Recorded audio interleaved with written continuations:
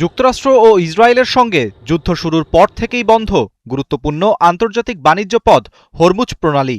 অবরোধ জারির মাধ্যমে এই নৌপথের নিয়ন্ত্রণ নেয় ইরান। জাহাজ চলাচল বন্ধ হয়ে টালমাটাল বৈশ্বিক জ্বালানি বাজার। বিশ্বের বিভিন্ন দেশ এরই মধ্যে ইরানকে অবরোধ তুলে নেয়ার আহ্বান জানায়। কিন্তু ইরান কি চাইলেই সেই অবরোধ তুলতে পারবে? রাতারাতি হরমুজে স্বাভাবিক জাহাজ চলাচল কঠিন বলে মনে করছেন বিশ্লেষকরা। এর বড় কারণ প্রণালীটিতে জালের মতো ছড়িয়ে থাকা মাইন। ইরানে মার্কিন ইসরায়েল যৌথ অভিযান শুরুর পর হরমুজ প্রণালীতে অবরোধ জারির অংশ হিসেবে সেখানে জল মাইন পেতেছিল আইআরজিসি। কিন্তু প্রণালীর কোন কোন জায়গায় মাইন স্থাপন করা হয়েছিল তা এখন শনাক্ত করতে পারছে না খোদ ইরানের প্রতিরক্ষা বাহিনী।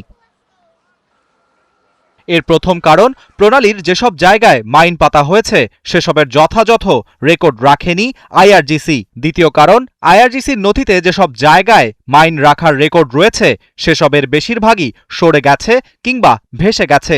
এ কারণে এসব মাইন শনাক্ত করা এখন বেশ কঠিন।